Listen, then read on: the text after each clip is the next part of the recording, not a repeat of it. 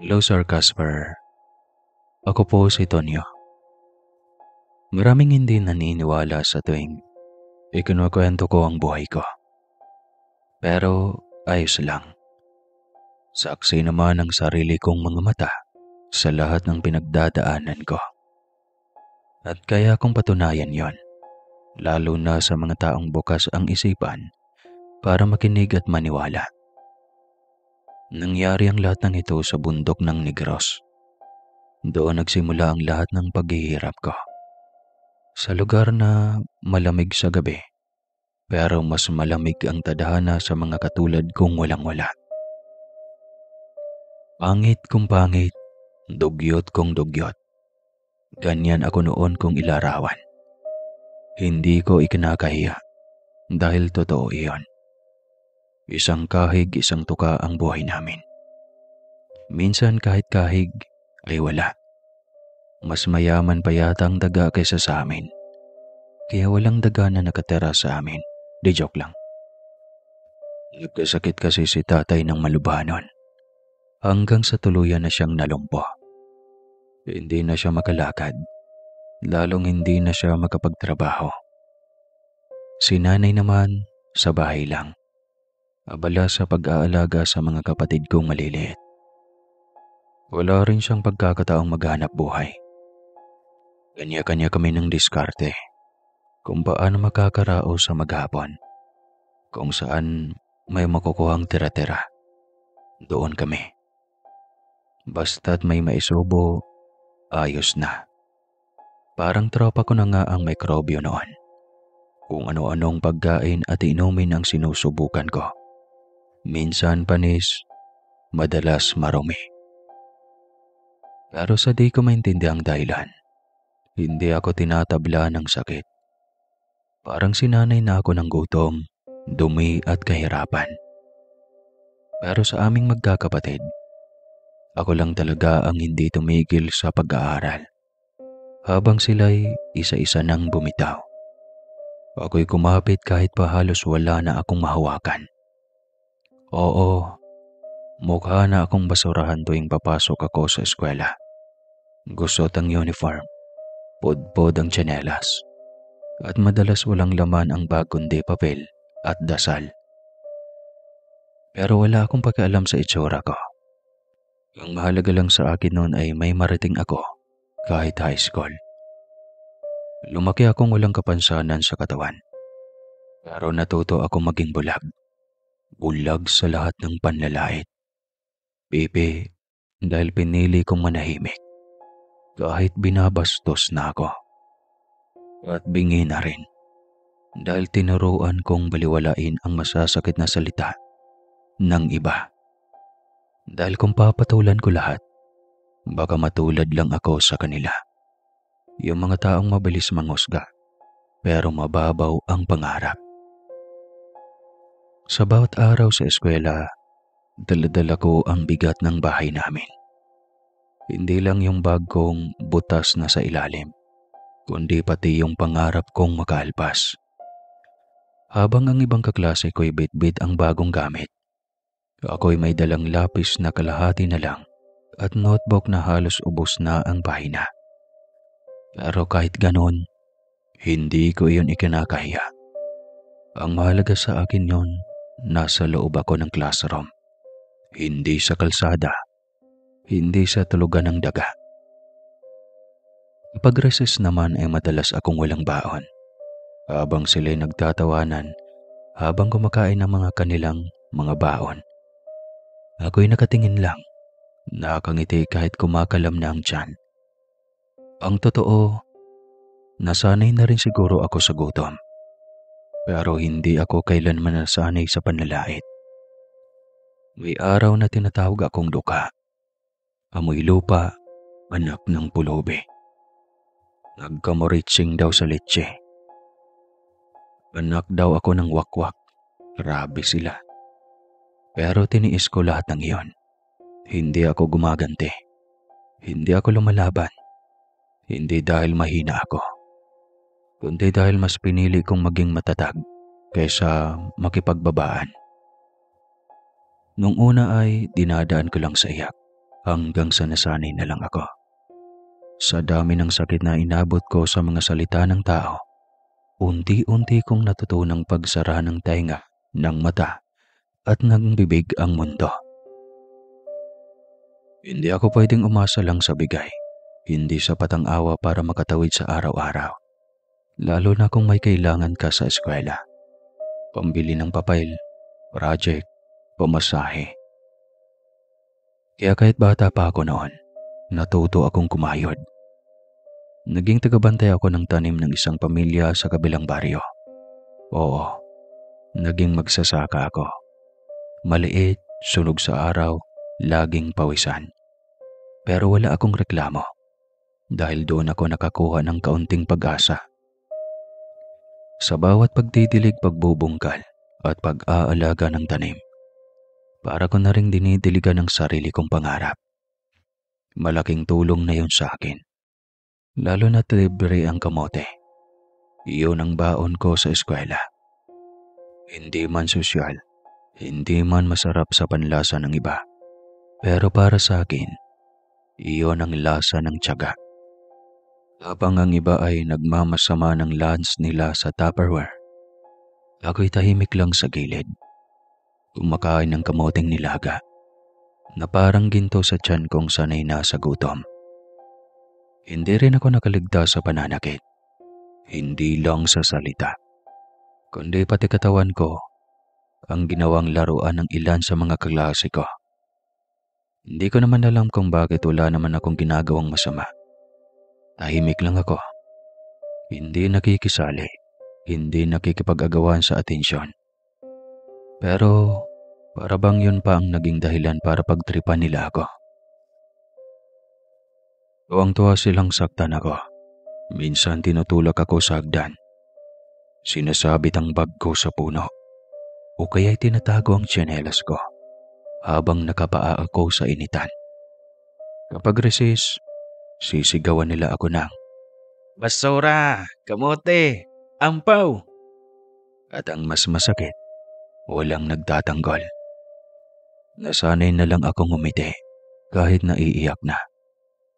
Nasanay akong umuwi na may sugat sa tuhod o pasa sa braso. Pero ang pinakamasakit, yung mga sugat na hindi nakita. Yung mga tanong na paulit-ulit sa utak ko. Bakit ako? Anong mali sa akin? Hanggang kailan ko ito titiisin? Pero kahit durog na ang loob ko, hindi ko pinayagan ng sarili kong gumanti. Kasi ang totoo, takot akong matulad sa kanila. At mas takot akong talikuran ng pangarap ko para lang patunayan ng sarili ko sa mga taong ayaw naman akong intindihin. Awang-awa na sa akin si nanay. Araw-araw niya akong tinitignan habang inaayos ang uniforme na ilang ulit ng tinahi. Habang pinupunasan ang putik sa sapatos kong hindi na talaga maiporma kahit minsan ko lang itong susuotin.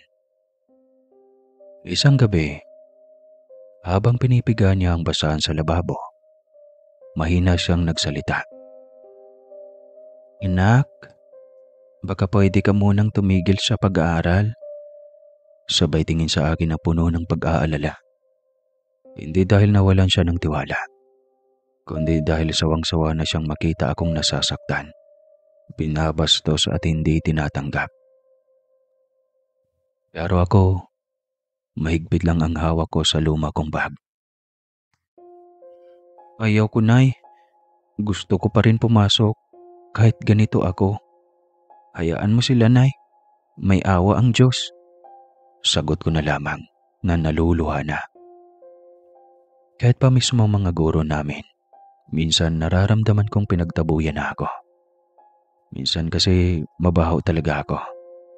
Hindi pong bihira lang akong maligo nun. Minsan naman ay pinapauwi dahil wala raw akong dalang project, dahil laging kulang ang gamit ko at ang pinakamasakit, dahil yun nga, mabaho ako. Tapos biglang magtatawanan ang mga kaklase ko. Hindi nila alam wala kaming sabon. Minsan kahit tubig ay tinitipid pa namin. Hindi nila alam. Bago ako pumapasok, tinutulungan ko munang magpalit ng lampin ang kapatid ko. Nagbubuhat ng timba ng tubig. Minsan nagwawalis ng bakuran ng iba para may pambili ako ng papel. Pero kahit ganun, hindi ko isinuko ang silid-aralan. Kahit ayaw nila sa presensya ko, gusto ko pa rin matuto. Unang beses akong sumahod noon sa pagbubukid. Hindi man kalakihan, para sa akin, parang kayamanan na yon. Pagkatapos ng ilang linggong pagtitiis sa init, putik at pagod, hawak ko na sa wakas ang bunga ng sarili kong pawis. Binigay ko kaagad lahat kay nanay. Walang pag-alinlangan. Sabi ko pa, "Sa inyo po ito, inay. Ako na po ang bahala sa sarili ko." Pero may itinabi akong 10 piso nun. Isang perasong papel na pinangarap kong patagalin. Oo, noong mga panahong iyon ay papel pa ang 10 piso. Plano kong tipirin, pambili ng mga papel, paminsang merienda, o kung sakaling may emergency sa school. Pero akala ko lang pala, maling-mali ako.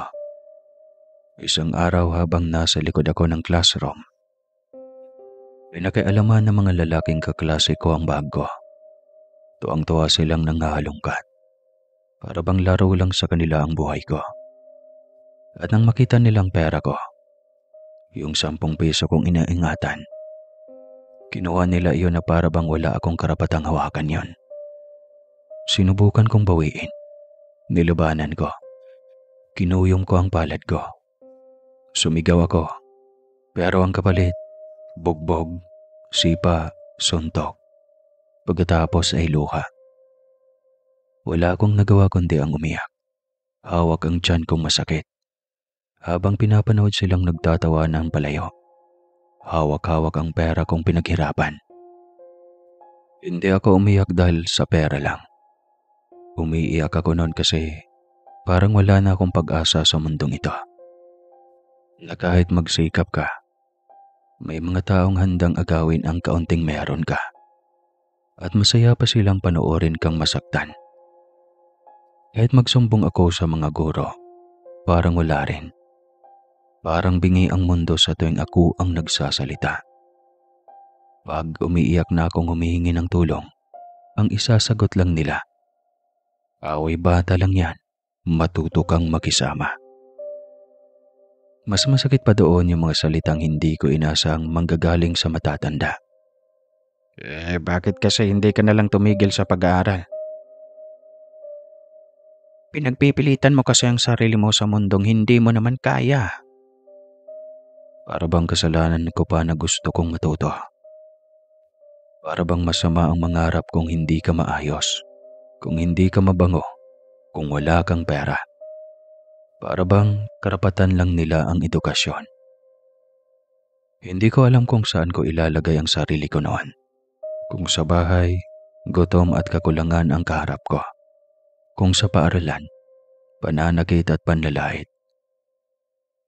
At ngayon pati ang mga guro ang dapat sana'y kakampi. Tila itinataboy na rin ako. Tahimik lang akong umiiyak noon sa gilid ng silid-aralan. Hawak ang bag kong walang laman kundi ang punit na papel at sugatang damdamin. Ang tanong ko lang sa sarili ko noon, hanggang kailan? Pero kahit ganoon, hindi ko kayang tumigil. Dahil kung titigil ako, parang pinatay na rin nila ang natitira kong pag-asa at hindi ko hayaang mangyari yon. Dinistansya ko na lang ang sarili ko sa lahat. Hindi ko na hinantay pang itaboy nila ako. Ako na mismo ang lumayo. Sa bawat klase, kusa kong inililipat ang upuan ko sa pinakadulo. Doon sa solo kung saan hindi ako masyadong kita. Hindi ako naririnig at higit sa lahat, hindi nila ako pinapansin. Wala na akong lakas na makihalubilo. Wala na rin akong tiwala kanino man. Tahimik na lang ako. Hindi na ako nakikipagkwentuhan. Hindi na ako nakikipagtawanan. Parang hangin lang ako sa classroom. Nandyan pero hindi napapansin. At kung may makaalala man sa akin, kadalasan para laitin, hindi para kamustahin. Sa tuwing recess naman hindi na ako lumalapit sa kantina. Sa banyo na lang ako kumakain o sa madibing sulok na yon kung saan walang may gustong pumasok. Doon ko isinusubo ang malamig kong baon kung meron man. Pagdating naman ng uwian, hindi ako nakikisabay. Hinihintay ko muna silang lahat na makaalis bago ako lumabas. Hanggang sa pati mga kapitbahay, hindi na rin ako nakaligtas.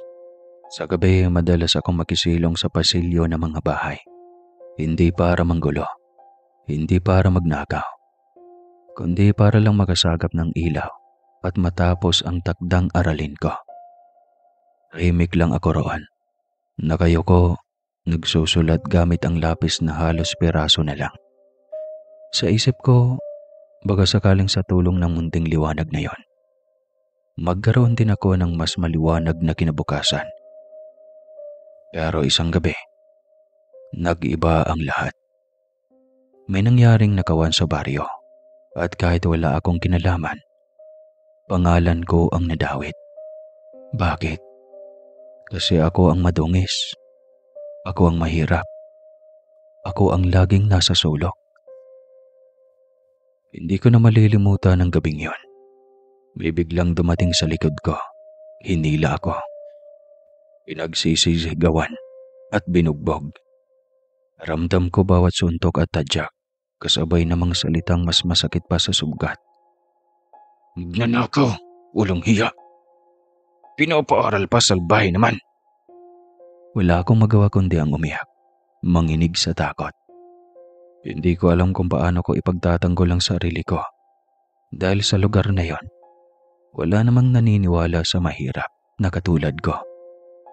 Hindi po, hindi ko po ginawa yun. Tama na po. Sinungaling ko. Bakit? Sino pa ba ang gagawa nun? Kundi ikaw lang. Ano? Wala ka na makain? Hindi po, kahit mahirap lang kami, hindi ko po ginagawa yun. Kinabukasan, kumalat na sa buong baryo ang tsismis. Magnanakaw daw ako. At sa bawat matang nakatingin sa akin sa daan, parang may nakaukit na salita sa noo ko. Magnanakaw. Doon ko lang naramdaman na kahit wala kang kasalanan, pwede ka pa ring hatulan ng mundo, lalo na kung mahirap ka. Nakarating din sa bahay ang balita, at sa halip na yakap ang sumalubong sa akin, galit ang bumungad. Ano bang ginagawa mo, Tonyo? Sigaw ni tatay, habang si nanay naman ay hindi makatingin ng diretso sa akin. Pero naramdaman ko, puno ng pagdududa ang mga mata nila. Paulit-ulit nilang tinatanong, totoo ba nagnakaw ka? At kahit paulit-ulit ko ring sinasagot, hindi po, Nay. Hindi po ako yun. Pero mas malakas pa rin ang bulong ng tsismis kesa sa boses kong umiiyak. Sabi nila, yan na nga bang sinasabi namin? Tumigil ka na kasi sa pag-aaral. Tignan mo, napapahama ka lang. Masakit na, nakakabingi pa. Parang bawat salita nila, kutsilyong paulit-ulit na ibinabaon sa dibdib kong durog na. Hindi ako makapagsalita. Hindi dahil wala akong gustong sabihin, kundi dahil hindi na ako pinapakinggan. Niyakap ko na lang ang sarili ko sa sulok ng bahay. Nanginginig, humahagulgol. Pilit pa rin nagpapaliwanag, kahit nangingilo na ang lalamunan ko sa pag-iyak.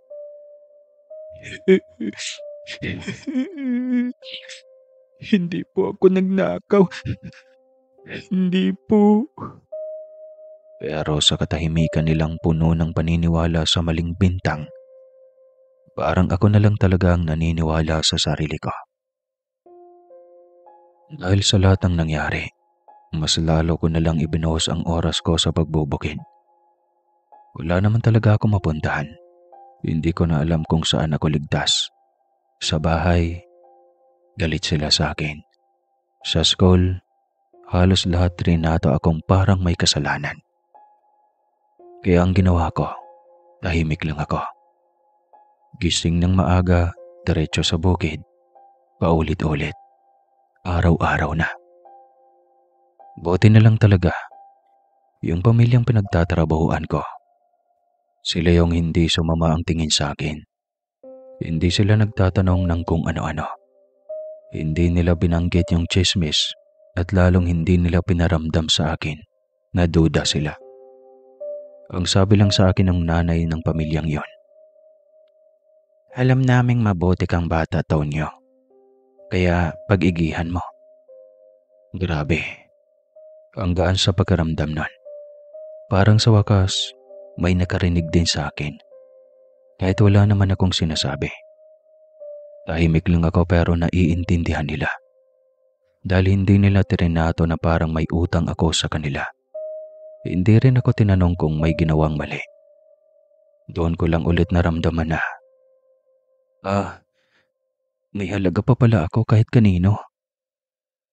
Kaya kahit masakit pa rin ang lahat, kahit magulo pa rin ang isip ko, hindi ko na hinayaang tuluyan akong lamunin ng galit o lungkot.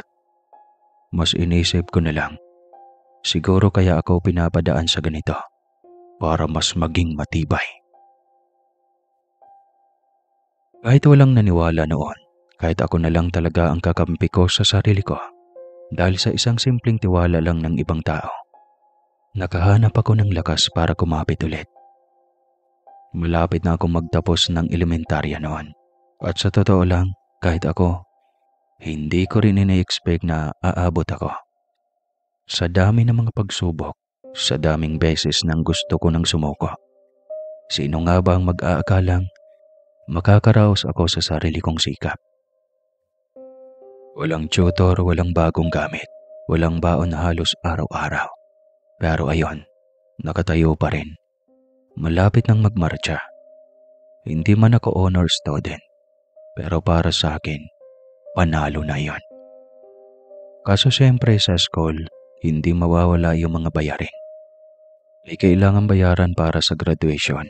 Yung gown, contribution, pambili daw ng medalya. Kahit hindi ko naman sure kung may matanggap ako.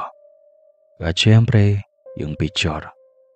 Yung graduation photo na pinapaskil sa gitnang school. Na gustong gusto ko sana kahit isa lang. Kasi nga, first time ko yan. Pero sana ko kukuha ng pambayad. Hindi ko naman agad masabi kila nanay at tatay. Kasi nga, halos hindi na rin kami nag-uusap masyado noon. Kaya kung marinig ulit yung linyang, "Tumigil ka na kasi."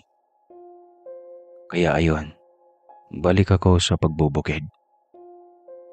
Ginawa kong doble ang trabaho ko. Minsan kahit pagod na ako, nagpupumilit pa rin akong tapusin para lang may pangdagdag sa ipon. Kahit pa 50 lang kahit isang araw, iniipon ko iyon. Kasi gusto ko, kahit papano, mairaos ko man lang yung graduation na yon.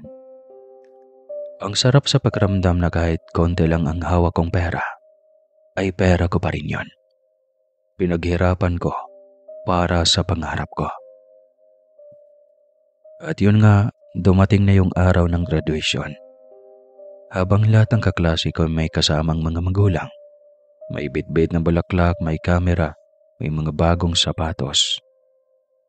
At yung iba ay may mga candy na garland. Ako lang yung nakatayo sa tabi. Walang kasama, walang kahit sino. Ako lang din yung pinakamadungis. Luma yung uniform ko. Hindi rin maputi yung polo. Yung sapatos ko, walang swelas. Pero okay lang, kasi natatakpan yun ng toga. Habang tumutugtog yung graduation march, kitang-kita ko yung saya sa mukha ng mga kaklase ko. Yung mga nanay nila, proud na proud. May iba pa nga umiiyak sa tuwa. Tapos ako yung nagpipigil ng luha. Hindi dahil masaya ako. Dahil naaawa ako sa sarili ko. Sa loob-loob ko, gusto kong tanungin, ano bang mali sa akin? Ako rin naman nagsumikap pa. Ako rin naman naghihirap. Bakit parang wala namang may pakialam? Pagkatapos ng graduation habang nag-aalis ng tawag at medalya, yung mga kaklase ko, naririnig ko pa silang nagtatawanan, nag-uusap, kung saan sila kakain pagkatapos. May nagyayaan, may pupunta raw ng tabing ilog, may kakain daw sa mamahaling kainan. Ako, tahimik lang. Bit-bit ko yung munting medalya ko. Tapos dumiretso na ako pa uwi. Pero hindi pa sa bahay ang punta. Diretso na agad ako sa bukid. Habang suot ko pa yung puting polo na hindi na puti at yung sapatos kong basa na ng pawis, awa ko na ulit yung kalaykay. Balik na ulit sa lupa, sa damo, sa araw. Habang nakayaw ko ako, iniisip ko. Ito na ba yun? Graduation lang palang pahinga. Wala man lang selebrasyon. Walang yakap. Walang congrats anak. Wala. Sa kabila nun sa loob-loob ko, pinanghahawakan ko pa rin yung medalya. Hindi dahil sa ginto, kundi dahil sa hirap na tiniis ko para makuha yon. Sige lang, sabi ko sa sarili ko. Babalik ako sa paaralan, hinto man ngayon, pero hindi habang buhay. Dahil may parte pa ng utak ko na naniniwala. Hindi sa kung anong meron ka nagsisimula ang tagumpay, kundi sa kung gaano ka katatag kahit wala ka. Pagdating ng high school, doon ako unang natakot. Hindi sa mga bagong kaklase, hindi sa bagong guro, kundi sa tanong kung kaya ko pa ba. Nagdadalawang isip ako kung mag-i-enroll pa ako. Alam ko kasing mas magastos ang sekundarya, mas matrabaho, at mas mahirap ang mga aralin. Kung sa elementarya nga halos hindi ako makahinga, paano pa kaya sa high school? Wala akong pambili ng uniform, wala akong sapat na gamit, at lalong wala akong tiwala sa sarili ko. Dumagdag pa yung sinasabi ng ibang tao na, hindi mo rin naman matatapos yan, magsaka ka na lang. Pero kahit ganoon, may boses pa rin sa loob ko. Subukan mo, baka sakaling dito mo makuha yung buhay na matagal mo nang pinapangarap. Kaya kahit puno ng kaba, naglakad ako papunta sa paaralan. Hindi ako sigurado kung matatanggap ako, pero sigurado ako sa isang bagay. Ayaw kong habang buhay nasa lupa ako. Nagporsiga ako buong bakasyon, kahit sobrang init, kahit pagod na pagod ako sa trabaho sa bukid. Ang nasa isip ko lang, kailangan ko makabili ng bagong sapatos, uniforme at gamit para sa high school. Sakto lang yung mga nabili ko, hindi mamahalin, pero maayos at buo. Ang mahalaga ay meron. May kaunting natira, kaya nagpagupit ako. Masaya ako noong unang araw ng pasukan. Simpleng tuwa lang. Yung pagkaramdam na kahit papano, hindi ka na mukhang kawawa. Public school lang yung pinasukan ko, kaya kampante ako na wala doon yung mga kaklase kong nang api sa akin noon. Narinig ko pa nga, lilipat daw sila ng private. Pero ayun, hindi pala lahat. May ilan na naging kaklase ko pa rin. Pero sa pagkakataong ito ay may mga dayo na sa mga ibang barangay. Minsan pa nga ay mas malalayo pa kaysa sa akin.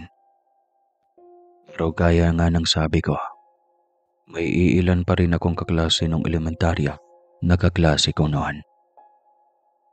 At kahit ayos na kahit papano ang ayos ko nung araw na yon, hindi pa rin ako nakaligtas. Bigla akong napansin nung pumasok ako sa room. At hindi sa maganda. Pinagtawanan pa rin ako. Narinig ko pang binulungan ako ng isa. Oy, baka ninakaw lang yan, kaya may bagong gamit. Sabay tawanan. Gaya ng dati, hindi lang sila ang tumawa, kundi buong klase. Ang bigat sa dibdib, pero hindi na ako kagaya ng dati na basta na lang iiyak. Ngayon, ngumiti na lang ako. Ngiti na may sama ng loob, pero may tapang na ring kasabay. Noong unay, nagsumikap talaga ako sa pag-aaral noon. Iba yung gana ko. Siguro dahil gusto ko talagang patunayan na hindi lang ako basta mahirap na estudyante. May pangarap din ako. At dahil doon, napansin na ako ng mga guro. Hindi na ako katulad ng dati na parang wala lang sa kanila. Ngayon, nilalapitan na nila ako. Tinutulungan at pinoprotektahan. Kapag may nang-aasar, pinagsasabihan na. Hindi na ako hinahayaang apihin. Dahil sa busy ko sa eskwela, hindi talaga naiwasan ang inggitan. Lahat ng papuri, lahat ng atensyon ng guro, napupunta na sa akin. Kaya yung iba, imbis na matuwa, ay nainis lang. May ilan pa nga mga nagsasabing nagmamagaling daw ako.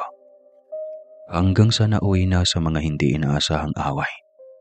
Minsan kahit wala akong ginagawa, bigla na lang may nagtatapo ng papel sa mukha ko. O kaya bubulungan ng kung ano-anong masama habang dumadaan ako. Hanggang sa unti-unti na naman akong nawala ng gana. Ayaw ko na lang pumasok nun. Ayaw ko na lang gumawa ng kahit ano. Hindi dahil tamad ako, kundi dahil parang wala ng saysay.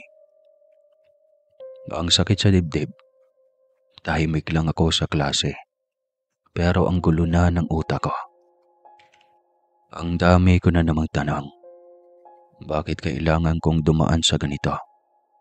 Bakit sa dinami-dami ng pwedeng pagdaanan? Bakit ganito pa? Pero kahit paunti-unti na akong nauubos, merong maliit na boses sa isip ko ang paulit-ulit na sinasabi na, "Lapit lang, Tonyo. Hindi pwedeng dito lang matatapos to." Hanggang sa isang araw, kinausap ako ng pamilya na pinagtatrabahuan ko. Sabi nila, may isa pa daw silang negosyo. Mas malaki, mas maganda, at mas malaki rin ang kikitain. Kung gusto mo, tumigil ka muna sa pag-aaral. Wala namang mawawala. Doon ka muna sa bundok. Marami kayong magkakasama roon. Magtatanim kayo ng mga gulay sa malawak na lupa. Makakatulong ka pa sa amin at mas kikita ka. Sabi ng tatay-tatayan ko roon. Napaisip ako. Hindi naman ako tumigil dahil sumuko ako. Tumigil ako kasi kailangan. Kailangan kong kumita, kailangan kong mag-ipon.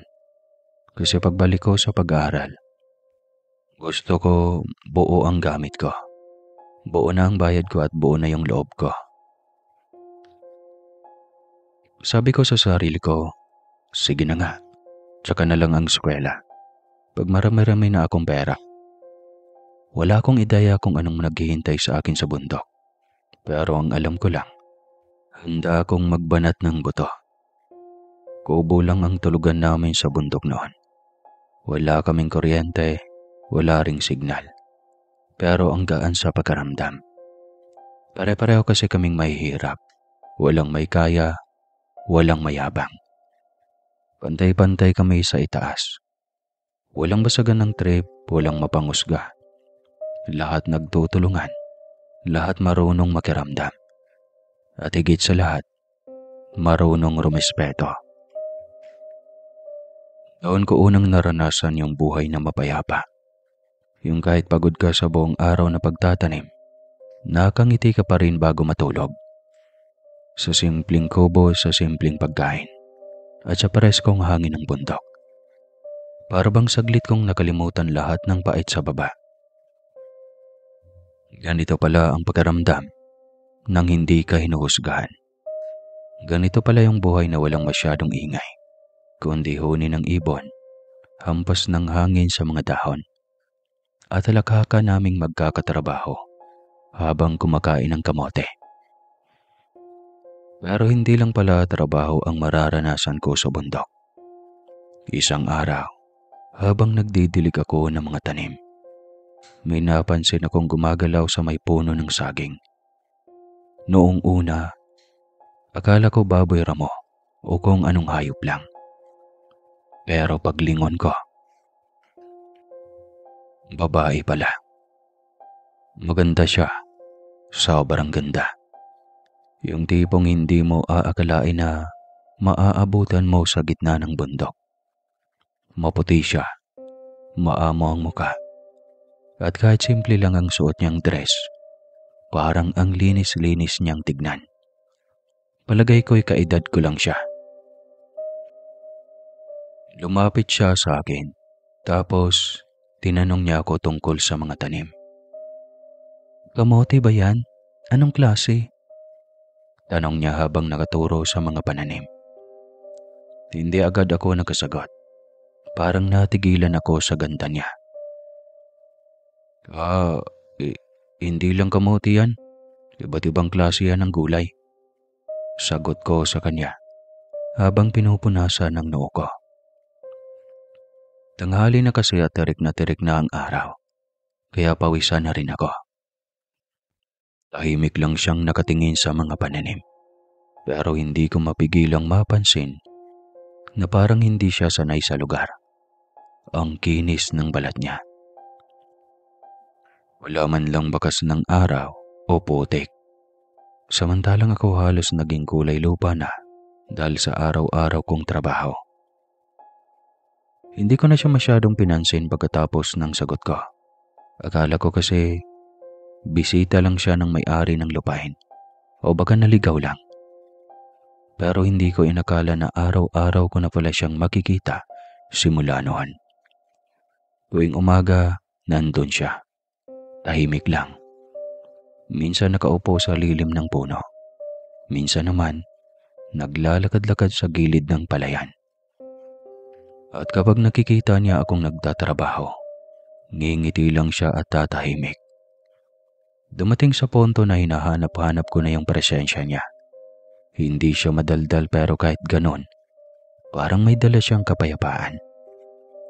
Wala siyang tanong tungkol sa akin at hindi rin siya nagyayabang tungkol sa sarili niya. Para bang sapat na yung pag-upo lang namin sa ilalim ng puno. Hanggang sa isang hapon, habang nagpapahinga kami sa ilalim ng punong mangga, kusa na lang lumabas sa bibig ko ang mga kwento ko. Lahat ng sakit, lahat ng hirap. Ikinwento ko kung paano ako inapi ng mga kaklase ko. Kung paano ako pinagtatawanan sa eskwela. Kung paanong pati mga guro ko ay hindi naniwala sa kakayahan ko. Nasambit ko rin kung paanong mismo mga magulang ko ay nawala ang tiwala sa akin dahil sa mga paratang na hindi ko naman ginawa. Hindi ko nga namalayan. Halos mabigat na pala ang dibdib ko sa dami ng hindi ko na ilabas. Tahimik lang siya noon habang nakikinig. Nakayo ko hindi umiimik. Akala ko hindi siya interesado. Pero paglingon ko, umiiyak na pala siya. Mga luha niyang tahimik na pumapatak sa tuhod niya. Hindi ko alam kung anong iisipin ko. Hindi ko pa siya nakitang ganon. Sabi ko, "Uy, bakit ka umiiyak?" Sabi ko sabay tawa ng pilit. Para mapagaan ang loob niya. Pero ang sabi niya lang, mahinahon, "Walang batang dapat dumanas ng ganun." Hindi na siya nagtanong pa. Hinawakan niya lang ang kamay ko ng mahigpit. Parang sinasabi ng hawak niyang hindi na ako mag-isa. Pagkalipas ng ilang araw na magkasama kami, habang nag-aayos kami ng tanim, bigla siyang nagtanong, "Gusto mo pa bang mag-aral?" Napatingin ako sa kanya. Medyo natawa pa ako. "Ha? Oo naman," sabi ko. Kung hindi lang pera ang problema, matagal na akong bumalik. Pero sa totoo lang, gusto ko na dito sa bundok. Tahimik, walang nananakit, walang nanguhusga. Napaisip ako. Hindi ko pa gets noon kung anong ibig niyang sabihin. Pero parang may kaunting pag-asa na bumalik sa puso ko. Minsan pala, isang tanong lang mula sa tamang tao, sapat na para maalala mong may pangarap ka pa. Hanggang sa maya-maya pa, inabot niya sa akin ang isang bungkos na mga porselas na ginto. Natigilan ako sa gulat, parang nataranta.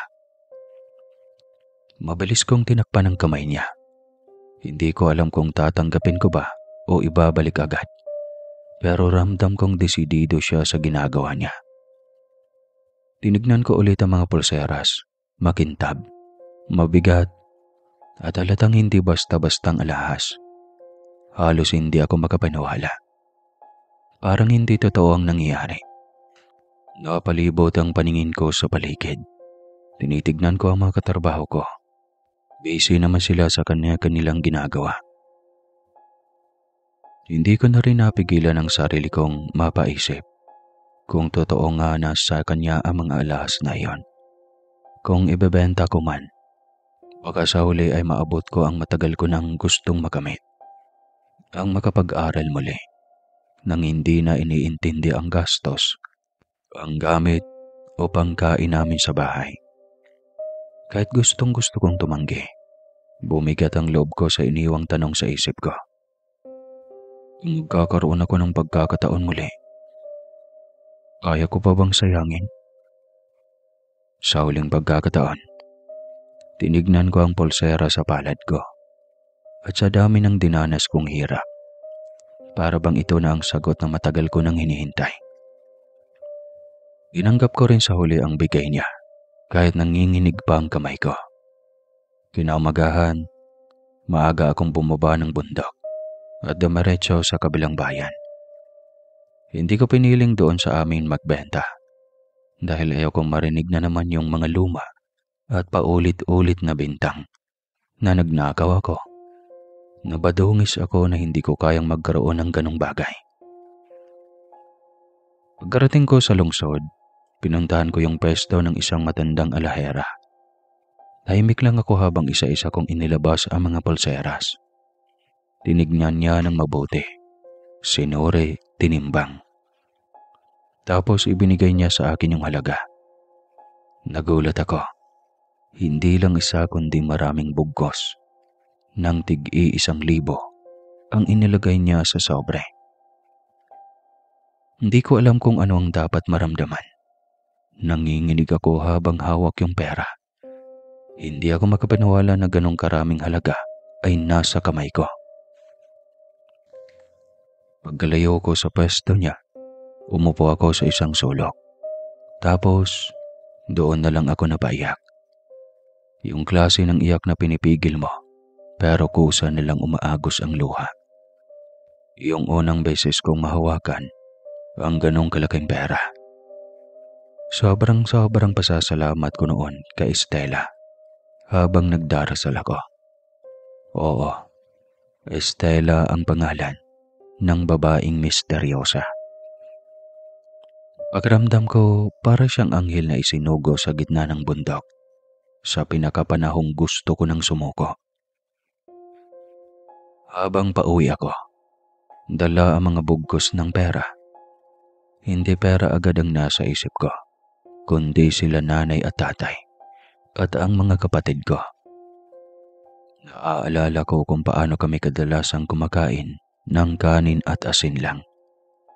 Kung paanong masaya na kami basta may mainit na sabaw. Kaya pagdating ko sa bayan, dumiretso ako sa palengke. Bumili ako ng kung ano-anong pagkain. Bumili ako ng karne, gulay, dilata, gatas, tinapay. Lahat ng alam kong hindi nila mabibiling basta-basta. Ang dami kong dala, halos hindi ko na kayang bitbitin. Pagkarating ko sa bahay, gulat na gulat sila. Para silang natulala sa dami ng dala ko. Ang una nilang tanong, saan ko raw kinuha? At tulad ng dati, alam kong iniisip na naman nila na baka galing sa masama o hindi ko pinaghirapan. Kaya inunahan ko na sila. Sabi ko, sahod ko yun sa kabundukan. Nadagdagan daw kasi ang tanim na inaalagaan ko. Kaya binigyan pa ako ng bonus. Tahimik lang silang lahat pero kita ko sa mga mata nila. Nabigla sila. Pero hindi na nagtulak ng away. Ang sarap sa pakiramdam na makita silang isa-isang namimili mula sa mga dala ko. At bago umalis ulit, inabutan ko sila ng kaunting pera. Hindi ko pinakita lahat. Kaunti lang. Sapat para may pambili sila ng kailangan. Pero hindi sapat para magduda sila na mas malaki pa ang hawak ko. Kaya kung mapunta sa usapang pera ang araw na iyon, gusto ko lang masaksihan kung paano sila ngumiti kahit saglit lang. Pagkaabot ko sa kanila, hindi na ako nagtagal pa. Agad din akong bumalik sa bundok. Dala ang magaan na loob at mas mabigat na pasasalamat. Pagdarating ko doon, agad kong hinanap si Estela. Nakaupo siya sa may malaking bato sa gilid ng taniman. Nilalaro ang mga dahon sa kamay niya habang nakatingala sa langit. Nang makita niya ako, napangiti siya. Yung tipong ngiti na parang alam niya ang sagot kahit wala pa akong sinasabi. Lumapit ako sa kanya at buong puso akong nagpasalamat. Hindi ko mapigilang maging emosyonal habang ikinakwento kung paano napasaya ko ang pamilya ko. Sa bawat salitang lumalabas sa bibig ko, lalo siyang sumasaya. Kitang-kita ko sa mukha niya na kontento siya. Na parang masaya siya hindi dahil sa pera, kundi dahil nakatulong siya sa isang taong kagaya ko. Hindi na ako nagdalawang isip pa. Alam ko na ang sagot. Gusto kong balikan ang pag-aaral. Gusto kong ayusin ang buhay ko. Sabi ni Estela, marami pa raw siyang ginto at huwag daw akong mahihiya kung kailangan ko pa. Parang natural lang sa kanya yung ganon. Sa sobrang sabik at saya ko noon, hindi ko man lang naisip na tanungin kung bakit siya may ganon karaming alahas. Basta ang alam ko, gusto ko lang masimulan ang bago kong buhay. Gamit ang natira pa sa pera, bumili ako ng mga gamit sa eskwela. Yung mamahalin talaga. Hindi ko na kailangan maghanap ng siganhan o manghiram. Lahat bago. At lahat ay akin. Tapos nakiusap ako sa mga amo ko sa bundok kung pwede ba akong mag-part-time na lang dahil babalik na ako sa pag-aaral. Umayag naman ang mga itinuturing kong pangalawang magulang at may saya pa sila para sa akin. Pagbalik ko sa paaralan, ibang-iba ang reaksyon ng mga tao. Yung mga dating kakilala ko na sanay akong maliitin, biglang nagulat. Parang hindi nila ako malait. Wala na yung tingin na parang basura ako. Bigla na lang ang daming gustong makipagkaibigan sa akin. Yung mga dating halos hindi man lang ako tinitignan. Ngayon, sila pa yung nauunang bumati. Nakikipagkwentuhan. Nagtatanong kung saan ko nabili yung mga gamit ko o anong brand ng relo ko. Sa totoo lang, parang ang gaan ng pagkaramdam. Pero sa likod ng lahat ng iyan, may isa pa ring hindi nagbabago. Si John Paul. Yung pinakakainisan ko pa noon. Yung laging may sinasabi. Laging nang bubuska. Laging may puna. Bigla siyang sumigaw sa harap ng klase. Galit na galit. Sabi niya, "Aba, baka ganalangan mo na magnakaw ha?" Sabay turo sa gamit ko. "Paanong may ganyan ka? Yung bahay niyo butas pa rin ang bubong. Hindi pa rin kayo magkaayos. Yung pamilya mo, hirap pa rin. Pero may bago kang bag, relo at sapatos. Huwag mo kong lolokohin. Tahimik lang ako noon. Pero ramdam ko yung lahat ng mga matang nakatingin sa akin. Naghihintay ng sagot, ng paliwanag, ng kahit anong reaksyon. Pero wala. Hindi ko siya sinagot. Hindi ko siya pinatulan. Nilunok ko lahat ng sakit dahil binanggit niya ang pamilya ko. Bigla siyang nagkalat ng kwento tungkol sa akin. Sabi niya magnanakaw daw ako. Lahat ng baho ko noon, na mahirap ako, na badungis, na amoy araw, na dugyot. Ipinagkakalat niya sa kung kani-kanino. Parang hindi siya nauubusan ng masasamang salita. Lahat ng makakasalubong niya, kahit hindi naman nagtatanong, binubulungan niya ng kung ano-anong kwento tungkol sa akin. Nakakahiya. Para bang lahat ng pinaghirapan kong baguhin sa sarili ko, pilit niyang binabalik. Para bang kahit gaano kalinis ako ngayon sa paningin ng iba, hihilahin niya pa rin ako pabalik sa putik. Hindi na ako magugulat kung may mga naniniwala sa kanya. Alam ko naman sa mundong to, mas madaling paniwalaan ng chismis kesa alamin ng totoo. Pero kahit masakit, pinili kong manahimik. Kasi alam kong hindi ko na kailangang ipaliwanag ang sarili ko sa mga taong hindi naman talaga gustong makinig. Pero sa sumunod na araw ng pagpasok ko, nabalitaan kong si Paul ay nagkasakit daw. Bulutong. Kaya ayon pumangit. Yung dating kinainggitan kong mayaman, maputi at makinis, ngayon parang ginamitan ng stapler yung muka. Hindi ko alam kung karma ba yun o nagkataon lang. Pero nang nabalitaan ko yon, para bang may kung anong saya akong naramdaman. Hindi ko sinasadya pero parang ang gaan sa loob.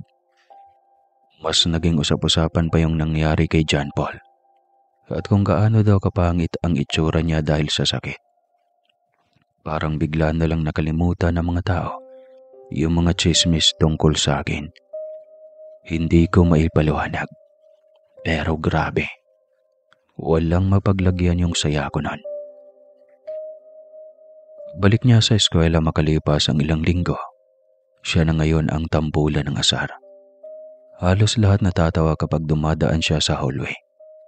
Ibang-iba na ang itsura niya. Malayo na sa dating John Paul na pinapantasyahan ng mga kaklase. Parang biglang nagbago ang ihip ng hangin. Kwento ko yon kay Stella nang magkita kami sa gubat. At mas masaya pa siya kaysa sa akin. Kitang-kita ko sa mukha niya yung tuwa habang nakikinig. Parang bata na nanalo sa laro. Hindi man siya nagsalita ng masama. Ramdam ko yung saya niya. Na parang para sa akin talaga yon. Bilang ganti sa lahat ng tiniis ko noon. Hindi lang si Harold ang parang kinarma. Halos lahat ng nang-aapi sa akin. Sabi pa nga ni Stella, sa dami namin ng tao sa mundo, bakit daw yung mga nang-api pa sa akin ang unti-unting tinatamaan? Parang may bad karma na dumediretso kaagad sa kanila. Yung isa nagkabulutong, yung isa napalayas. Tahimik lang sa Stella tuwing kinakwento ko yung mga nangyayari. Pero sa mga tingin niya, bahagyang nawiwarduhan ako. Kaya simula noon, naging parang normal na lang ang buhay ko sa paaralan. Wala nang nambubuli, wala nang nang-aasar. Parang lahat na ay biglang natahimik. Yung dating ako na laging tampulan ng tukso, ngayon tahimik na lang silang lahat kapag dumadaan ako. May ilan pa ring mayabang pero hindi na sila kagaya ng dati. Yung mga kaklase ko, naging maayos na ang pagkikitungo. Minsan nga parang ako pa ang nilalapitan. Ewan ko, baka't natuto na rin sila. Hindi na ako umuwi sa bahay noon. Sa bundok na ako halos tumira. Mas tahimik, mas payapa. At si Estela palaging nandoon. Akala ko okay lang ang lahat sa bahay. Kampante ako kasi bago ako umaalis, iniwanan ko sila ng maraming pagkain at kaunting pera. Para sa akin ay sapat na iyon. Pero ang hindi ko alam, habang abala ako sa pag-aaral at trabaho, unti-unti na palang lumalala ang kalagayan ni tatay. May sakit pala siya at di ko rin alam. Pati palang bunso naming kapatid, nagkakasakit na rin. Wala akong ideya. Hindi naman sila nagsasabi. Hindi sila tumatawag. Hindi rin sila nagpasabi kahit kanino. Sa isip ko, baka ayaw lang nila akong alalahanin. O baka sanay na rin silang tinitiis ang hirap, gaya ng dati. Pero kahit anong dahilan pa, ang totoo, huli ko nang nalaman ang lahat. Mainit na tanghali noon. Kakatapos lang naming magbuhat ng mga tanim. Pawis na pawis at gutom na kaming lahat. Napatingin kami sa landas paakyat ng bundok nang may dumating. Ang amo namin. Hindi normal na umaakyat siya ng ganong oras, kaya nagtaka kami. Nang malapit na siya, ramdam ko na kaagad, may kakaiba. Hindi siya ngumiti. Hindi rin siya bumati gaya ng dati. Lumapit siya sa akin at sa isang iglap, bumagsak lahat ng lakas ko sa katawan nang marinig ko ang balita. Patay na si tatay. Para akong binuhusan ng malamig na tubig sa ilalim ng tirik na araw. Hindi pa doon natatapos. Sinabi niya ring nasa critical na kalagayan ang bunso kong kapatid.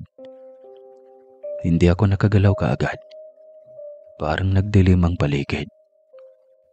Parang nabingi ako kahit may ingay sa paligid. Hindi ko alam kung uunahin kong maglakad pa ibaba o umiyak na lang doon mismo.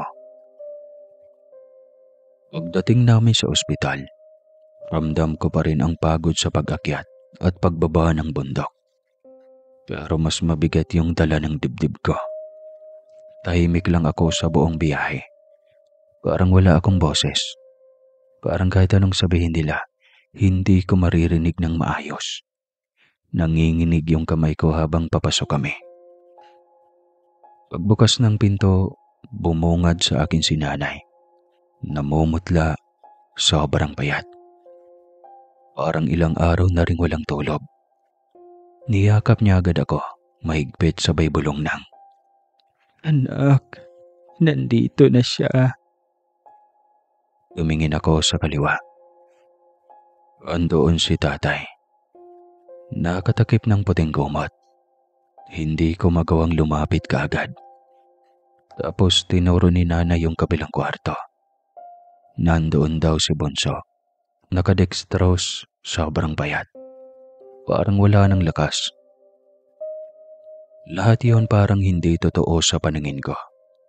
Para akong naipit sa panaginip na gusto ko nang magising. Hindi ko alam kung maiiyak ako o sisigaw o tatakbo pa palabas. Wala. Walang lumalabas sa bibig ko. Ang alam ko lang, napakasakit. Sobrang sakit, Kuya Ede. Pagkarating sa bahay, tahimik akong nakatayo sa gilid habang abala ang lahat sa pag-aayos ng burol ni tatay.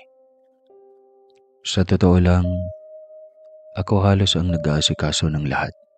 Mula kabaong, lamay, pagkain ng mga bisita. Lahat yun, palihim kong binabayaran gamit ang natitira kong pera. Ayaw kong tanungin nila kung saan galing. Ayaw kong magpaliwanag.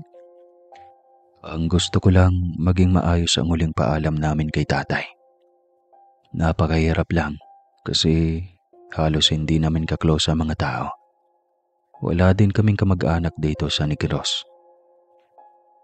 Dahil sila nanay at tatay ay kapwa sila taga Cebu. Habang iniisa-isa kong tignan kung ayos ba ang mga kandila, bulaklak at mga upuan, Biglang tumunog ang cellphone ko. Ospital. Hindi ko na kailangan pang tanungin. Alam ko na patay na si Bunso. Tumigil ang mundo ko sa sandali na iyon. Hindi ko na alam kung anong mararamdaman ko. Galit, lungkot, takot, o lahat sabay-sabay. Pinili kong wag mabitawan ang cellphone sa kamay ko habang unti-unting bumibigat ang dibdib ko. Gusto ko sanang ibato ang cellphone na to, kaya lang ay mahal pa yung decay pa dati at kakabili ko lang nun. Hindi ko alam kung papaano sabihin kay nanay. Hindi ko alam kung papaano namin kakayanin na sabay na ilibing ang dalawang mahal naming tao. Wala na isa sa amin ang handa. Wala. Sa gitna ng lungkot at katahimikan ng mga sumunod na araw, bigla kong nakita sa Estela. Bumaba siya ng bundok para makiramay. Tahimik siyang lumapit. At sa unang pagkakataon, niyakap niya ako ng mahigpit. Hindi ako nag-atubili. Niyakap ko rin siya. Parang doon na lang ako bahagyang nakahinga. Parang bumagal ang oras habang nakatingin sa amin ang mga tao. Halos lahat ay napapatingin kay Estela. Parang artista sa paningin nila at di ko sila masisisi. Sa sobrang ganda ni Estela, may halong hiwaga ang presensya niya. Tumango lang siya sa ilang tao at saglit kaming nag-usap bago siya tuluyang nagpaalam. Hindi ko na siya pinigilan. Wala rin akong lakas. Pag-alis niya, narinig ko ang bulong-bulungan ng matatanda at ilang bisita. May nagsabi na parang hindi daw tao si Estela. Parang may kakaiba raw ang ganda at galaw niya. Parang may mali. Parang hindi siya kabilang sa mundong ito. At sa lahat ng taong naroon, ang pinaka hindi ko inaasahan, si nanay ko mismo ang naunang nagbitaw ng salita. Parang hindi tao yung babaeng iyon. Bulong niya. Pero sapat ang lakas para marinig ng iba. Napako ako sa kinatatayuan ko. Gusto kong umalma.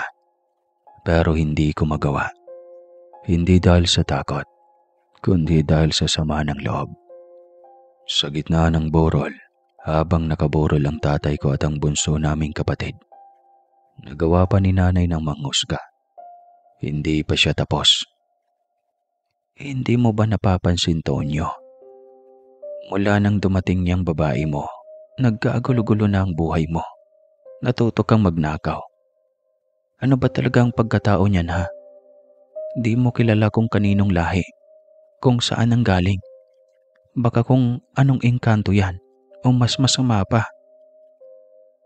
Tanong niya, habang nakatingin sa akin ng matalim. Hindi ko alam kung ano ang mas masakit, ang pagkamatay ng mahal ko sa buhay, o ang katotohanang ang sarili kong ina, ang tumutulig sa babaeng mahal ko. Pero mas inisip kong magluksa muna. Nang mailibing na silang dalawa, sinigurado ko na ang kaligtasan ni nanay at ng iba ko pang kapatid. Hindi ko na itinago ang natira kong pera. Ibinigay ko na lahat para ipaayos ang bahay, para masigurong hindi na nila kailangang magtiis pa. Tinanggap nila iyon ng walang tanong. Marahil ramdam nila ang bigat ng dinadala ko. Umakyat ulit ako sa bundok. Kailangan ko ng katahimikan. At ang unang nakita ko roon ay si Estela. Ang ganda pa rin niya. Hindi ko alam kung mas lalo lang siyang gumaganda o mas malalim ko na siyang nakikilala. Nakakagaan talaga ng loob ang presensya niya. Hanggang sa inaya niya ako papasok sa gitna ng gubat. Tahimik lang akong sumunod. Doon, may pinakita siya sa akin. Isang bagay na hindi ko maipaliwanag. Parang hindi totoo. Parang isang panaginip. Napatigil ako. natulala. Hindi ko alam kung bunga lang ba ito ng pagod, ng lungkot, ng dami ng problema. Tinanong ko sa sarili ko, totoo pa ba to? Ako pa ba to? O nababaliw na talaga ako? Sa pinakagitna ng gubat, tumigil si Estela sa isang lugar na napapalibutan ng matataas na puno. Tahimik ang paligid, tanging huni lang ng mga ibon at mahihinang hampas ng hangin sa dahon ang maririnig. Bigla siyang yumuko at hinawi ang makakapal na damo sa lupa. Sa ilalim niyon, may nakatagong bilog na bato. Makinis ito, kulay pilak, at may mga ukit na hindi ko maintindihan. Para itong pintuan. Umikit si Estela at marahang binigkas ang mga salitang hindi ko pa naririnig kahit kailan. Sa pagbibigkas niya, biglang lumiwanag ang bato, parang may sariling buhay. Nang bumukas ito, dahang-dahang lumitaw ang 100 pababa. Hindi madilim, kundi maliwanag na tilay ginto ang bawat hakbang. Suminyas siya na sumunod ako.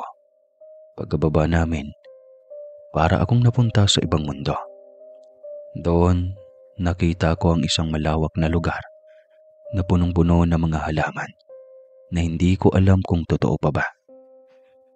May mga bulaklak na nagliliwanag, mga punong gumagalaw kahit walang hangin, mga paru-parong kulay asol at lila na malalaki sa karaniwan. Sa gitna nito, may isang ilog na kristal ang tubig. Makikita ang ilalim. Pati ang mga isdang may kumikislap na balat. Sa isang banda, may punong napakalaki. Doon siya huminto. Ipinatong niya ang palad niya sa katawan ng puno. At sa isang iglap, parang may umusbong na mga gintong bunga mula sa mga sanga. Mga perlas na tumutubo sa halaman.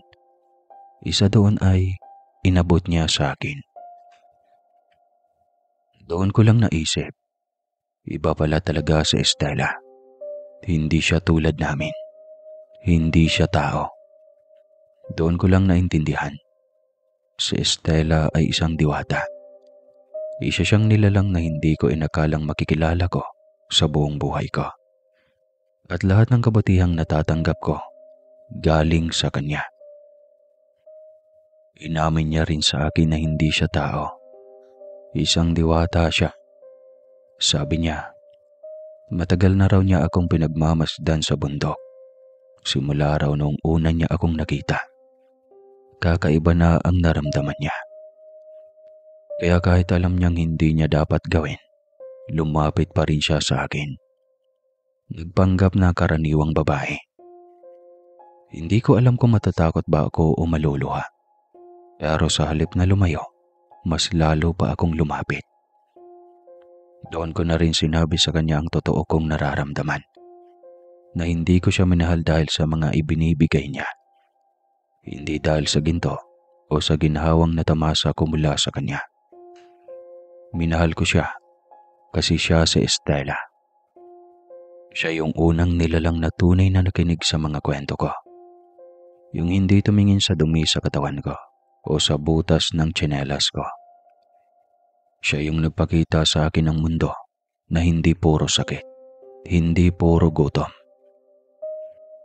At sa harap ng punong may gintong bunga, sa gitna ng mundong parabang panaginip, nagpalitan kami ng mga titig na hindi kailangan ng salita. Ramdam naming pareho ang pagmamahalan sa pagitan ng tao at ng diwata. Kahit pa bawal ito. Sa madaling salita, naging magkasintahan kami ni Estela. Isang simpleng banata at isang nilalang na hindi ko kailanman inakalang totoo. Patuloy niya akong tinutulungan. At sa tulong niyang iyon, nakapagtapos ako ng pag-aaral ng high school. Nakapag-ipon. At unti-unting napabuti ang kalagayan naming mag-iina. Unti-unti ring nagbago ang tingin ng mga tao sa akin. Ang dating mga nambababa sa akin, ngayon ay naiinggit na. Hindi nila maintindihan kung paano ang dati nilang tinatawag na dugyot, mahirap at walang patutunguhan, ay tila ba unti-unting umaangat. Pero hindi ko na lang sila inintindi. Hindi ko kailangan ng paliwanag nila o paghingi nila ng tawad. Basta ako, alam ko kung sino ang nagtiwala sa akin mula sa simula. Walang iba, kundi si Estela at ang sarili kong pagpoporsige. Habang sila'y abala sa paninira noon, abala ako sa pagbangon. At ngayon, kahit di nila sabihin, alam kong ang dati nilang tinitingala, ako na. Ang daming sinakripisyo ni Estela. Halos hindi na siya bumalik sa mundo niya.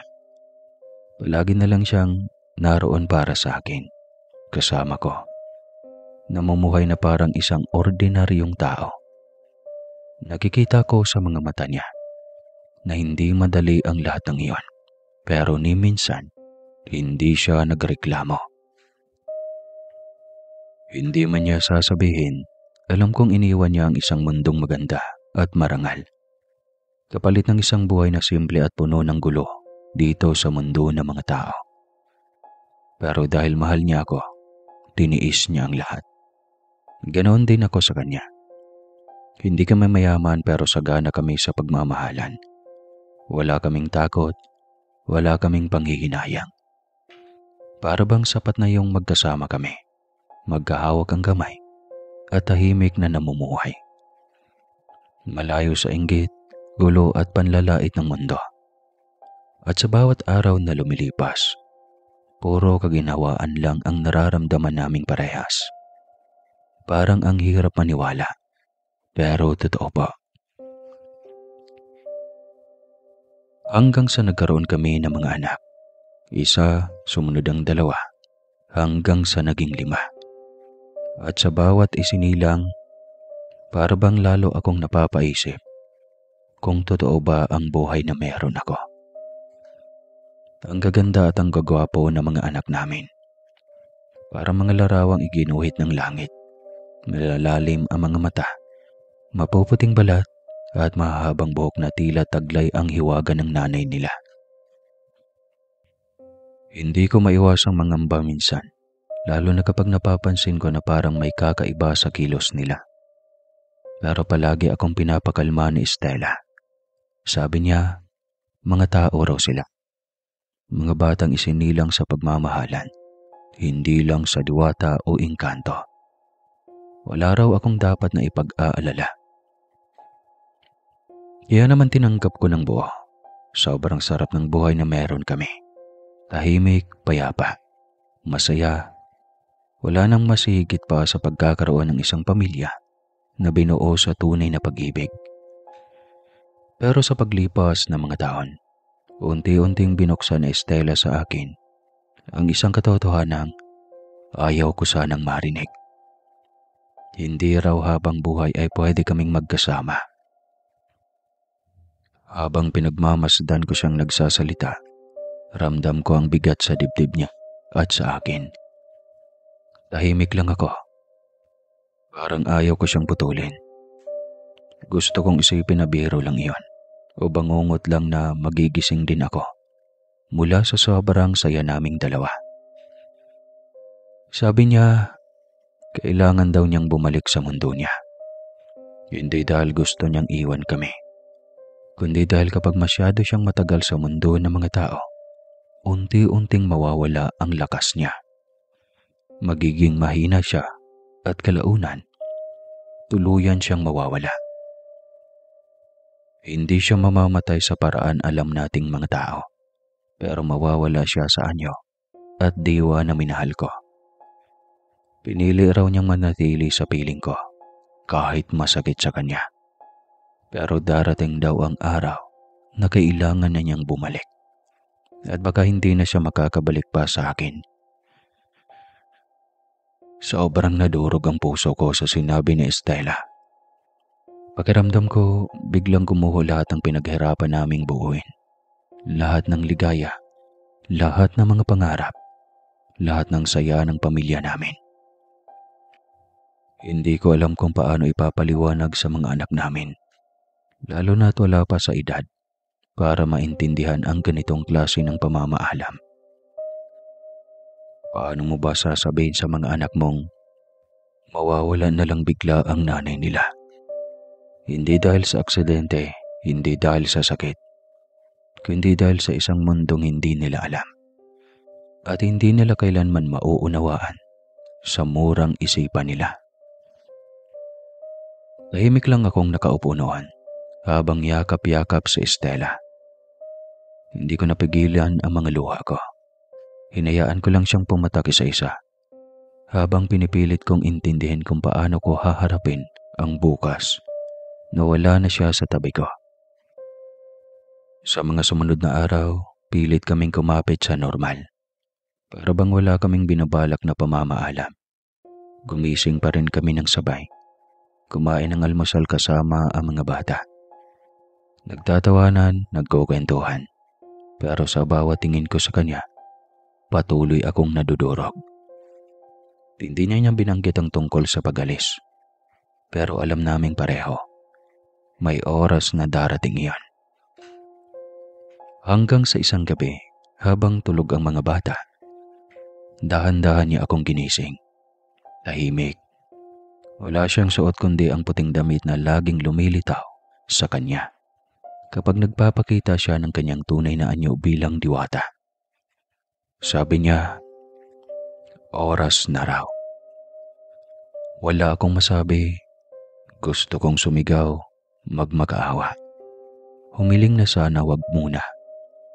Pero sa mga mata niya, alam kong wala akong laban sa panahong hiniram lang pala namin. Na hindi na ako nakapagtanong kung kailan siya babalik. Hindi ko na nabilang kung ilang halik ang ibinigay namin sa isa't isa bago siya humakbang papalayo. Papunta sa gitna ng gubat na dati niyang ipinakita sa akin. May liwanag na biglang bumalot sa paligid niya. Mainit pero hindi nakakasunog.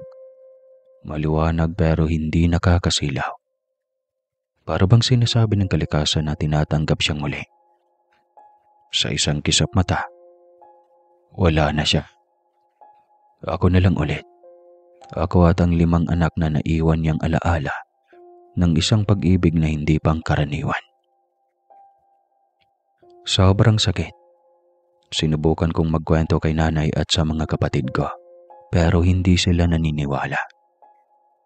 Para bang pinipilas ang puso ko araw-araw sa mga salita nilang walang awa. Hindi nila alam ang totoo, na hindi ako iniwan, na hindi ako pinili, kundi kailangan lang talaga siyang bumalik sa kung saan siya nararapat. Pero sino ba naman ako para ipilit ang kwento ng isang diwata sa gitna ng modernong mundo at kung anong teknolohiya pa? Sa kanila katang isip lang lahat. Parang imahinasyon lang ng isang lalaking nasiraan ng ulo dahil sa pag-ibig. Minsan, pinapakinggan ko lang sila habang nagkakape. Naririnig ko ang tawanan nila sa likod ko. Wala na raw ang sponsor ko. Napagod na raw si Estela sa akin. Umasa raw ako sa ganda, kaya iniwan ako. Tahimik lang ako. Pero gabi-gabi hinihiling ko na sana kahit panaginip lang. Makita ko siya ulit. Marinig ang tawa niya. Mahawakan ulit ang kamay niya. Maramdaman ulit ang init ng pagmamahal na akala ko walang katapusan. Isinantabi ko ang sakit, ang pagkalungkot, ang pangungulila. Inisip ko na lang ang mga anak namin. Ang mga mata nila na puno ng pag-asa ng kabataan at ng alaala na Estela. Alam kong hindi ko sila pwedeng biguin. Hindi pwedeng sayangin ang mga sakripisyo ng ina nila. Kaya nag-ipon ako ng lakas ng loob at nag-apply sa trabaho sa barko. Malayo, mahirap, at medyo mapanganib.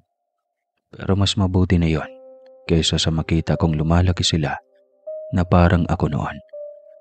Walang damit na maayos, palaging gutom, at binabansagan ng kung ano-ano ng mga kapitbahay. Iniwan ko ang bundok, ang bahay, ang alaala ni Estela, kahit mahirap, para sa kanila. Kada biyahe sa gitna ng dagat, dala ko ang larawan nila. Kada gabi sa silid kubo ng barko, binubulong ko sa hangin ang pangako ko. Hindi kayo lalaki na parang ako. Hindi na ako umaasa na maintindihan ako ng tao. Basta ang alam ko, bawat pawis, bawat luhang pinipigil ko habang malayo sa kanila, lahat iyon para sa kinabukasan nila. Minsan kapag nalalasing ako sa barko, napapakwento ako tungkol kay Estela. Tungkol sa dagat, sa bundok, sa unang libong hawa ko, at sa mga anak kong parang hindi totoo sa gaganda. Una nakikinig lang sila, tapos isa-isa nang nagtatawanan. Diwata daw. Bro, baka naburyong ka lang noon. Agiltas ng mga pangarap mo, pare. Tinatawanan nila ang bawat salitang galing sa puso ko. Para bang lahat ng pinapaniwalaan ko, lahat ng totoo sa akin, ay isang biro lang sa kanila. At kahit medyo masakit, hindi ko na pinagtatanggol. Kasi alam kong kahit ipaliwanag ko pa, hindi talaga nila maiintindihan. Kaya tatawa na lang din ako. Kunwari kwentong lasing lang. Pero sa loob-loob ko, bawat kwento ko ay isang peraso ng buhay na hindi nababalik. Hanggang sa isang gabi pagkatapos ng mahabang araw ng trabaho sa barko, sobrang pagod ako at napainom na naman. Hindi ko na namalaya nakatulog ako ng lasing at doon nangyari. Parang bangungot pero sobrang totoo. Nasa madilim akong lugar, malamig at bigla siyang lumitaw sa Estela. Galit ang mukha niya. Hindi ko pa siya kailanman nakita na ganoon. Hindi na siya yung mahinahong diwata na lagi akong pinapatawa o pinapakalma. Ano ba yung ginagawa mo sa sarili mo? Bakit ka inom ng inom? Hindi ba't nangako ka sa mga anak natin? Sabi niya. Hindi ako makasagot. Parang biglang bumigat ang katawan ko. Nanikip ang dibdib ko sa hiya at takot. Pinagkatiwala ko sa iyo ang lahat. Ang mga anak natin. Ang buhay mo. Tapos ganito mo babaliwalain? Gusto kong magpaliwanag pero parang nawawala ang boses ko. Tumulo na lang bigla ang luha ko sa panaginip na yon. Paggising ko, balot ng pawis ang buong katawan ko. Mabigat ang pagkaramdam. Parang may iniwang sumpa ang panaginip. Sa tabi ng kama, may isang puting bulaklak na basang-basa ng hamog. Imposible yung makita sa barko. Walang taniman doon. At lalong walang paraan para may makapasok sa silid ko nang hindi ko namamalayan. Inulot ko ang bulaklak. May pamilyar na amoy, katulad ng halimuyak na palaging bumabalot kay Estela. Doon ako natahimik ng matagal. Simula noon, hindi na ako nag-inom. Bawat gabi ay tahimik kong dinadalangin na sana'y makita ko siyang muli. Kahit isang sulyap lang, kahit sa panaginip. Pero walang dumating. Tahimik ang mga gabi, wala na ang bangungot. Pero wala na rin ang presensya niya. Sa puso ko, alam kong pinuntahan lang niya ako noon para paalalahanan. Para ayusin ko ang sarili ko, para sa mga anak namin. Kaya mas lalo akong nagsikap. Tuwing uuwi ako, inuuna ko ang mga anak ko. Lahat ng pangarap nila, sinusuportahan ko. Sa bawat ngiti nila, nakikita ko ang bakas na Estela. Sa mga mata nila, parang nakatingin pa rin siya sa akin. Lumipas ang maraming taon at kahit nagbago ang takbo ng buhay namin, Nanatili kaming nakatira sa lumang baryo kung saan nagsimula ang lahat. Hindi nawala ang mga kwento. Yung mga bulong-bulungan ng kapitbahay tungkol sa dati kong itsura, sa mga lumang damit ko, sa araw-araw kong pag-akyat ng bundok, at sa mga alingas-ngas tungkol sa pagnanakaw daw ng kinagisnan kong yaman. Pinipilit pa rin ng iba na ikwento sa mga anak ko ang lumang bersyon ng buhay ko. Yung madungis, yung api, yung laging tinutokso sa eskwela. Pero hindi sila kailanman naging tama ng kausap. Dahil kahit anong paninira ang sabihin, ni minsan ay hindi ako ikinakahiya ng mga anak ko. Sa halip, sila pa ang unang bumabangga sa kahit sinong lumalait o nagtatawa-tawa sa akin. Mataas ang tingin nila sa akin at ramdam ko yun sa bawat haplos, yakap at salita nila. Pinagmamalaki nila ang bawat sakripisyo ko, bawat sugat, bawat luhang pinunasan ko para lang mabuhay sila ng maayos. Ang sabi pa ng ibang tao, wala raw akong ipinagmalaki. Pero sa mga anak ko, ako ang pinagmamalaki nila. Ang pinakamasakit sa lahat ng pinagdadaanan ko ay hindi yung kahirapan. At hindi yung panlalait ng ibang tao, kundi yung pagtalikod ng sarili kong pamilya. Yung mga kapatid kong ako mismo ang nagpaaral. Ako ang nagbigay ng kinabukasan. Unti-unti silang lumalayo. Parang nawala lahat ng alaala ng mga panahong ako ang bumubuhay sa kanila. Parang hindi na ako bahagi ng mundo nila. Ngayon na maginhawa na ang mga buhay nila. At si nanay, akala ko siya na lang ang matitirang kakampi ko. Pero pati siya, tila unti-unting lumalamig. Hindi man diretsaan pero ramdam ko. Lalo na tuwing kasama ko ang mga anak ko. Mga anak na galing sa isang nilalang na hindi nila matanggap. Si Estela, isang diwata. Isang hindi pangkaraniwan. Siguro nga mahirap paniwalaan. Siguro nga hindi nila kayang yakapin ang ideya ng isang diwata, ang minahal ko at minahal ako.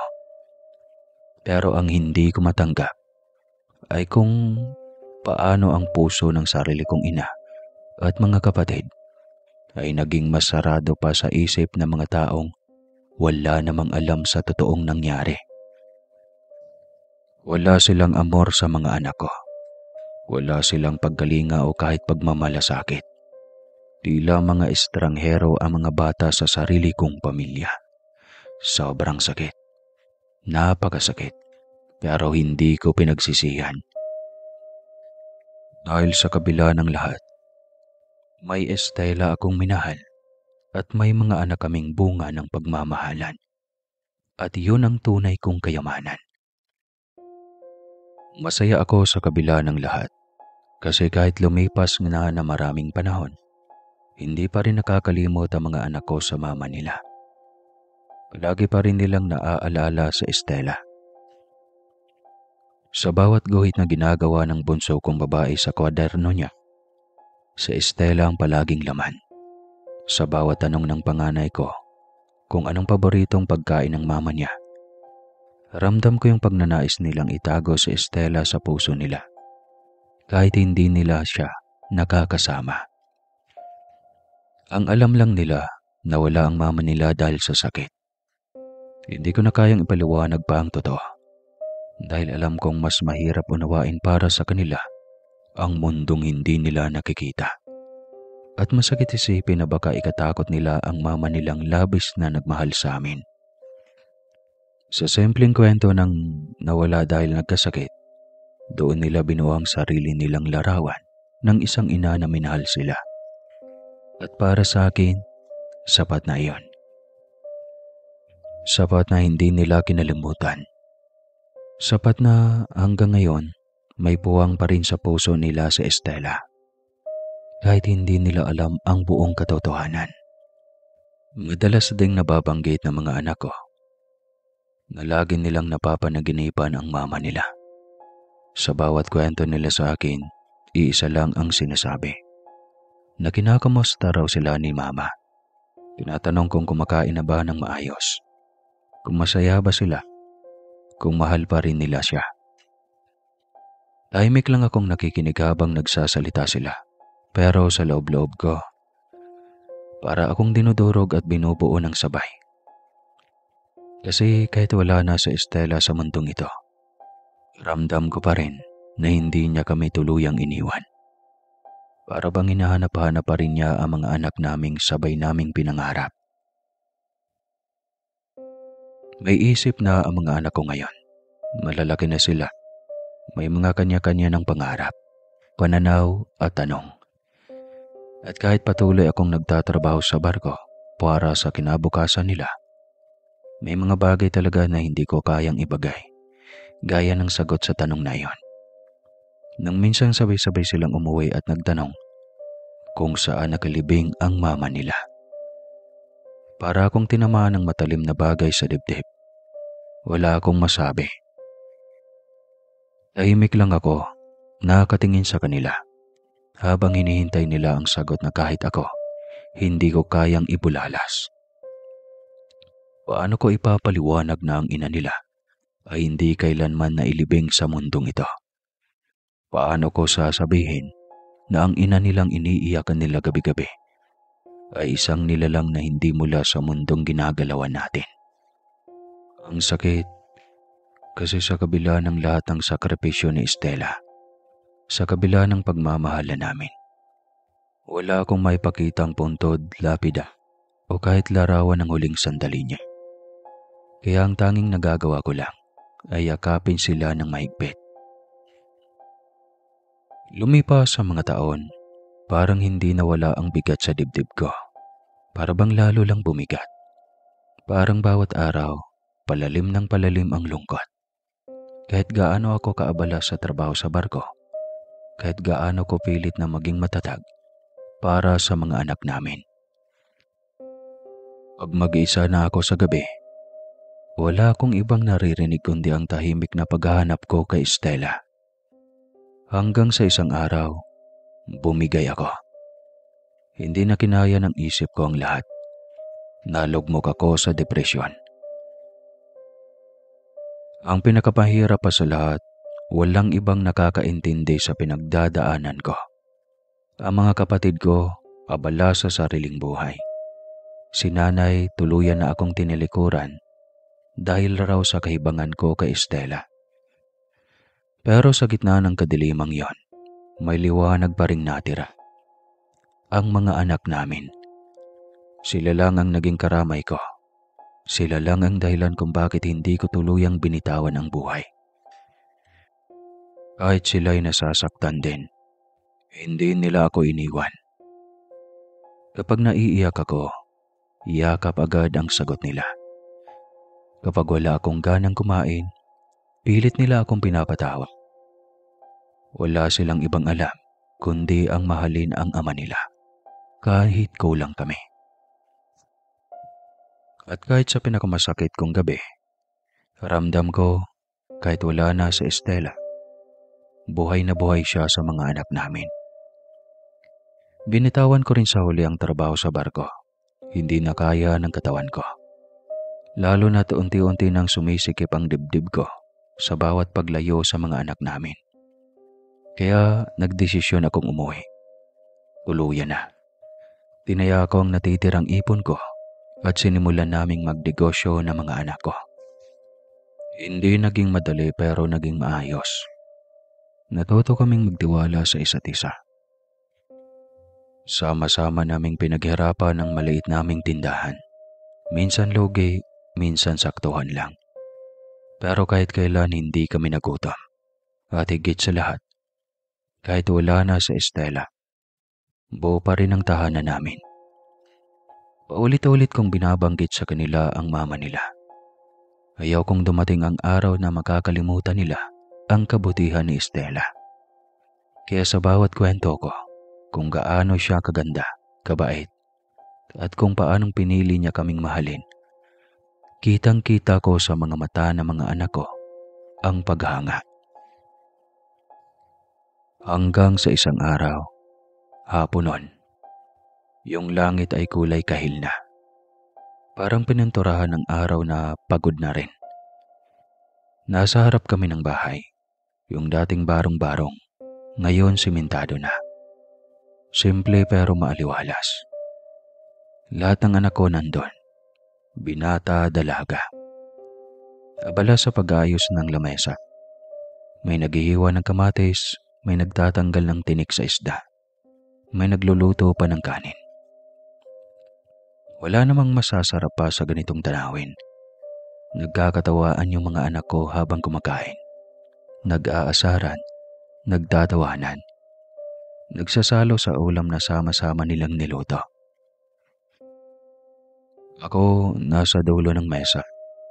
Tahimik lang. Tinitignan ko sila isa-isa. Mga binata na't dalaga. May kanya-kanyang ugali. Pinagmamasdan ko lang sila. Sa dami ng mga pinagdaanan ko, hindi ko sukat akalain na aabot ako sa ganito. May pamilya, kulang man ng isa pero para sa akin ay buo. At payapa. Habang humihigop ako ng sabaw, habang kumakain na kaming lahat, puro tawanan. May mga kurot pa rin sa dibdib ko. Namimiss ko pa rin si Estela. Lalo na kapag ganitong sama-sama kami. Sayang lang. Kung naroon lang si Estela, hindi lalong sasaya ako. Tumingin ako sa malayo. Sa may borol na likod ng bahay. Doon sa ilalim ng matandang punong mangga. May nakita akong pamilyar na anyo. May babaeng nakatayo. Nakaputing bestida. Mahabang buhok, nakangiti at kumakaway. Hindi ko na pinansin nung una. Baka guni-guni lang. Pero nang tumingin ulit ako, nandoon pa rin siya. Si Estela. Napangiti ako at kumaway pabalik. Napangiti ako nang hindi ko alam kung malulungkot ba o magiging masaya. Pero gumaan bigla ang dibdib ko. Napatingin sa akin yung isa kong anak. Sumunod yung iba. Tinatanong ako kung bakit ako nakangiting mag-isa. Tumawa na lang sila. Akala siguro nagbibiro ako o lasing sa kape. Di na ako umimik. Pero sa totoo lang, sapat na yung nakita ko na siya ulit. Nangangako na lang ako sa sarili ko habang buhay, hindi ko kakalimutan sa Estela. Kahit kailan, kahit siguro tumanda na ako ng tuluyan. Kahit dumating yung araw na wala na akong maalala. Gusto ko, siya pa rin yung huling imahe sa utak ko. Bago ako tuluyang pipikit. At hanggang dito na lang po ang kwento ko, Sir Casper. Maraming salamat po sa lahat ng nakikinig at umapo sa kwentong ito. Mag-ingat po kayo palagi.